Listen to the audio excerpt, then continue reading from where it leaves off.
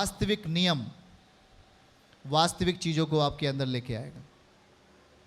मैं फिर से बोलता हूं, गलत नियमों में आप वास्तविक नहीं बन पाएंगे। गलत चीजों में आप लंबे समय तक दौड़ नहीं कर सकते हैं। पर सही चीजों को लेना है जो आपको बल देंगी निरंतर, जो आपको सच्चाई में आपको बलवंत करेंगे निरंतर, और जो आपको शैतान से लड़ने के लिए तैयार करेंगे निरंतर, और जो आपको ऊंचा उठाएंगे निरंतर। उन बातों को ले लेना है। देखो इस वचन को फिर से देखें, उस पद को फिर से पढ़ें। यीशु ने उत्तर दिया, यूहन्ना 14 अध्याय का 23 पद। यीशु ने उत्तर दिया, यदि कोई मुझसे, जो भी मैं पढ़ रहा था, हाँ देखिए, पहली चीज उसने क्या कहा, 23 पद को देखो, यूहन्ना 14 अध्याय 23 पद। उसने कहा, यीशु ने उत्तर दिया, यदि कोई मुझसे प्रेम रखे। देखो, यहूदा ने कहा, प्रभु आप मुझ पर प्रकट होते हैं, आप मेरे जीवनों के लिए प्रकट होते, पर संसार में क्यों नहीं? क्योंकि वहां गलत चीजें दी जा रही हैं, और जहां पर गलत चीजें दी जाएंगी, चाहे वो वचन के रूप में हो गलत चीजें दी जाएं, चाहे वो किसी भी चिन्ह के रूप में गलत चीजें अगर दी जाएंगी, वहां मसीह का प्रकटीकरण नहीं होगा। यहूदा ने कहा, प्रभु आप मुझ पर प्रकट हो रहे हैं, क्यों? प्रभु का जवाब है, सुनिए 23 पद को देखिए, यूहन्ना 14 अध्याय 23 पद। मसीह कहां प्रकट होगा? हाथों को उठा के बोलो, मसीह का प्रकटीकरण किस जगहों पे होगा? हमें इसे और मनन करना है, समझना है। मैं आज सोच रहा हूं, आज देखेगा अंधा यीशु के नाम में, आमीन बोलो। आज लंगड़ा चलेगा यीशु मसीह के नाम में। जब आप वास्तविक चीजों को सीखोगे तो मैं कह रहा हूं, कोढ़ आपका चला जाएगा यीशु के नाम में। यस, देखो 23 पद को, यीशु ने उसको उत्तर दिया, यदि कोई मुझसे प्रेम रखे, पहली वास्तविकता को पूरा करो। ये वास्तविक चीजें हैं जो प्रभु आपको सौंप रहा है कि तुम मुझसे वास्तविक प्रेम करो।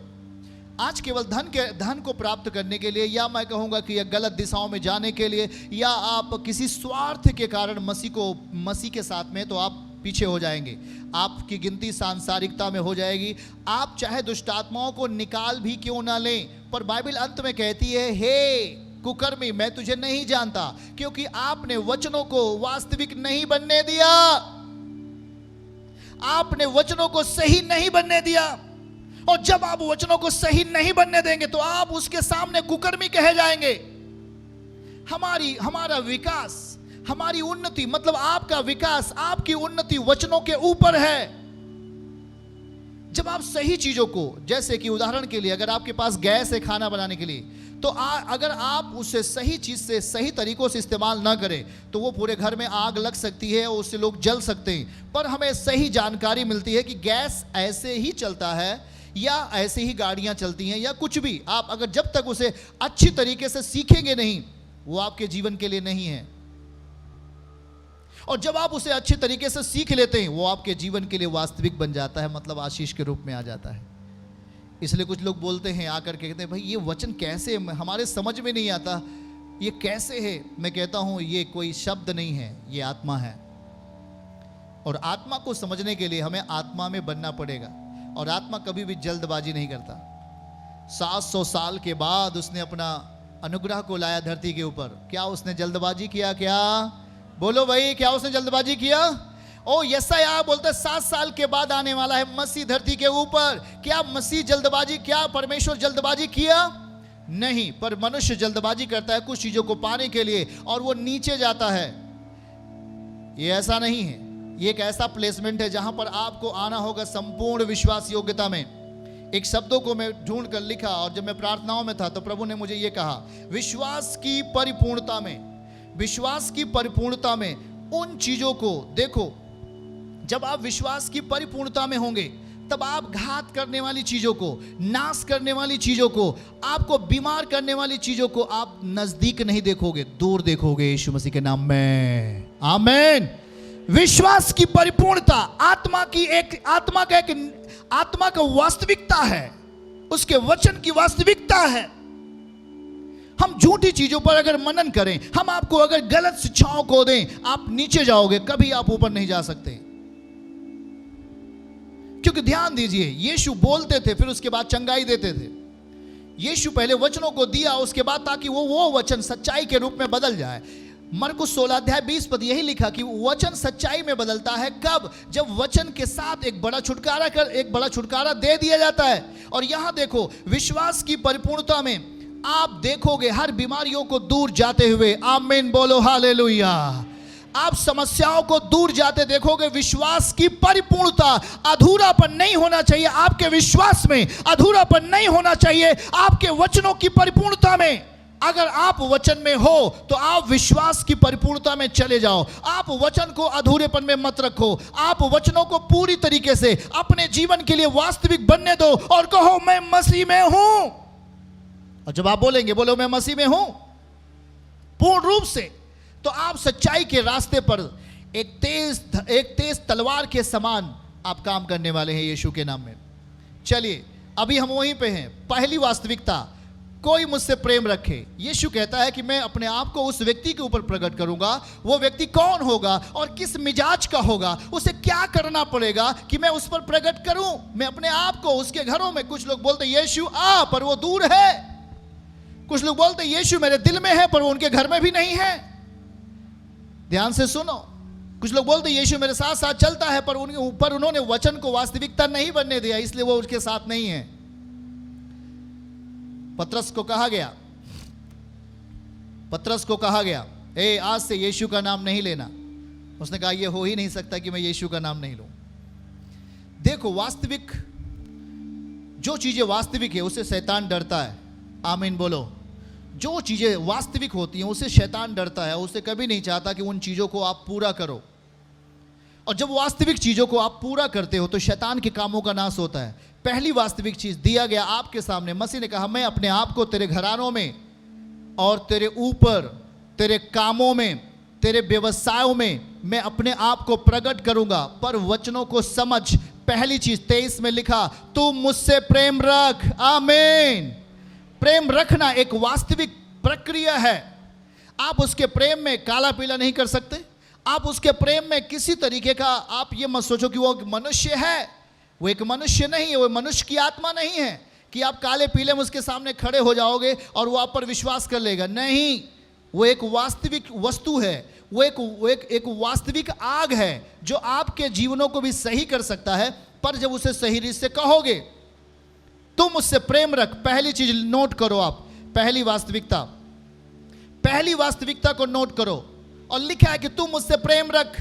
दूसरी वास्तविकता, उसके वचन को मान। हाथों को उठा के बोलो यस, उसके वचन को मानना है। पहली वास्तविकता क्या है? पहली वास्तविकता यह है कि हम उससे प्रेम करें। यह है एक वास्तविकता उस स्वर्ग के लिए। पर वो चीजें यहां पे दे दी गई हैं धरती के ऊपर। कुछ लोग बोलते हैं यीशु स्वर्ग से आएगा और मुझे बचा लेगा। कुछ नहीं होगा आपके लिए, ऐसा नहीं है। उसने दे दिया धरती पर। अभी भी उसने क्या कहा? मैं तुझे नहीं छोड़ूंगा, मैं तुझे नहीं त्यागूंगा। ध्यान से सुनो, सब कुछ दे दिया गया है धरती के ऊपर। उसने कहा मैं देता हूं अपने स्वरूप की आत्मा को। उसने देता हूं मैं अपने उस आत्मा को जिसे मैं पवित्र आत्मा कहता हूं, मैं तेरे लिए दे दिया हूं। अब तू ऊपर मत देख, अब तू उससे देख जिसे मैंने दिया है। आमीन बोलो।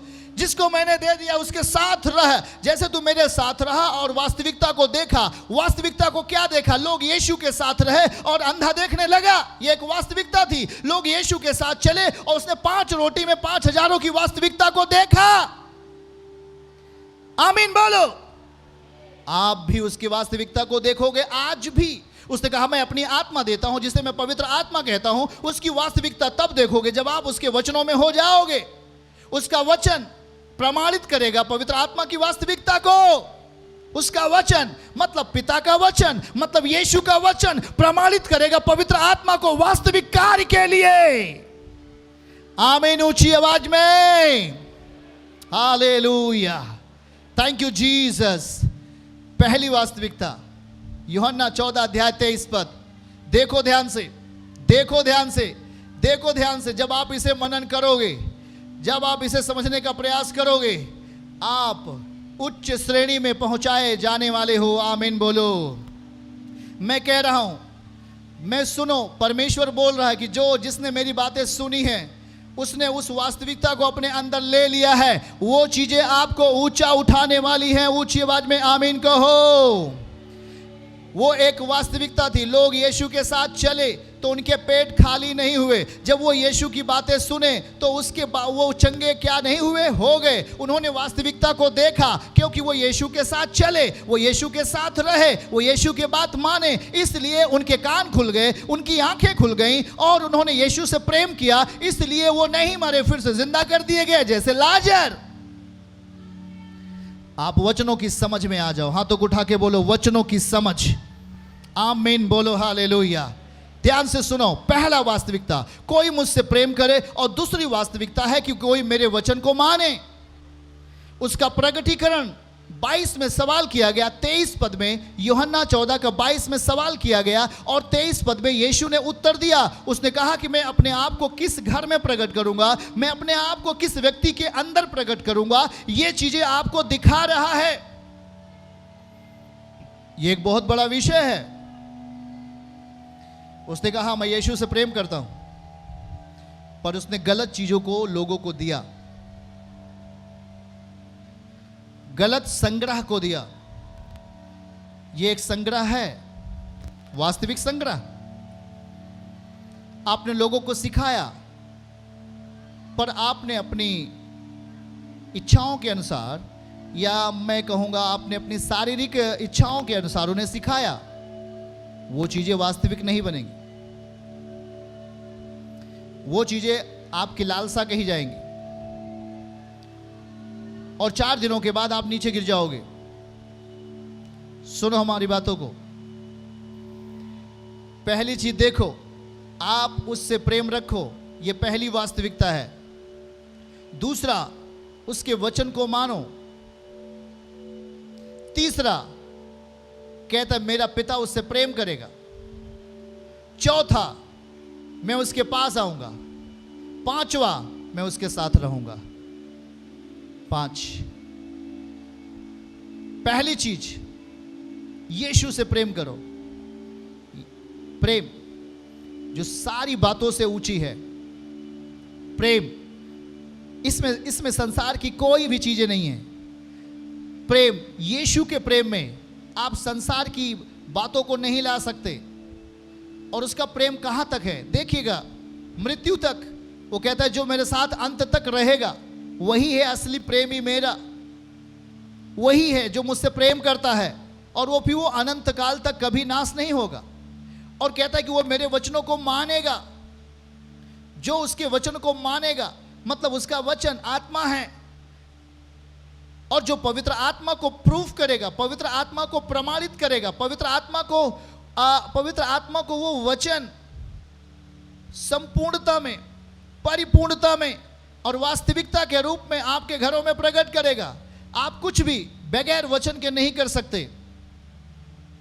एक व्यक्ति ने कहा, उस व्यक्ति का नाम क्या है, जॉर्ज मूलर। उसने कहा कि जब कोई व्यक्ति वचन को नहीं पढ़ता है, तब उसके जीवन की हर बातें, वो चाहे प्रार्थना की बातें हों और परमेश्वर में बढ़ने की बातें हों, सारी चीजें नष्ट कर दी जाती हैं। वो खत्म हो जाता है, वो कमजोर हो जाता है। देखो इस बात को, पहली बात इस बात को हम समझें। हमने कई बार इन चीजों को पढ़ा, पर यीशु इस बात को क्यों आपको समझाने का प्रयास कर रहे हैं। फिर से आइए देखिए। उसने कहा मैं अपने आप को प्रकट करूंगा उन जगहों पर जहां पर लोग मुझसे सच्चाई में, वास्तविकता में प्रेम करने वाले होंगे। मैं अपने आप को प्रकट करूंगा, और उसका प्रकट करना केवल एक दिन के लिए नहीं। अगर आपने उसे सच्चाई के साथ, उसके साथ बने रहे, तो वो प्रकट करेगा लंबे समय तक, लंबे समय तक। और यही तो है पवित्र आत्मा का माहौल, यही तो है पवित्र आत्मा का घर। ये पवित्र आत्मा का घर है। 5 चीजें पवित्र आत्मा का घर है। यीशु ने कहा मैं तेरे घर में आया, तूने मुझे नहीं देखा, तूने मुझे स्वीकार नहीं किया। यीशु चला गया, वास्तविक शरीर में रहकर लोगों को छुआ, वे चंगे कर दिए गए, दुष्टात्माओं को निकाला, बीमारों को चंगा किया, मरे हुओं को जिलाया। एक वास्तविक था वो शरीर में, पर वो गया और अब उसने अपनी वास्तविकता जो अनसीन वास्तविकता है, जो न दिखने वाली वास्तविकता है, वो है पवित्र आत्मा, जो हर एक व्यक्ति के अंदर, जो प्रार्थना कर रहे थे प्रेरितों अध्याय 2 में, जो प्रार्थना कर रहे थे योवेल अध्याय 2 में, जो प्रार्थना कर रहे थे प्रेरितों अध्याय 4 में, वो प्रार्थना कर रहे थे अनसीन, न दिखने वाली वास्तविकता उनके जीवनों में आ गई और दिखने वाले काम होने लगे। वहां पे लिखा है पृथ्वी हिल गई, जमीन हिल गया, लोग आत्मा से भर गए। आमीन।